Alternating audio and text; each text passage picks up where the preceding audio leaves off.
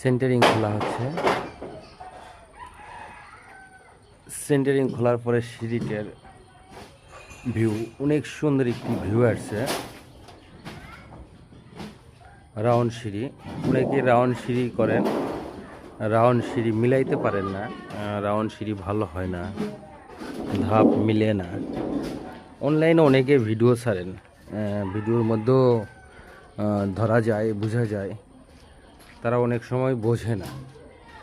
ভিডিওগুলো ছাড়েন, অনেক সময় বোঝে না যে আসলে আমরা ভিডিওগুলো ছাড়তেছি আসলে আমাদের কাজ সঠিক আছে কিনা, সঠিক হচ্ছে কিনা, এই জিনিসগুলো তারা ফলো করে না। দেখতেই পাচ্ছেন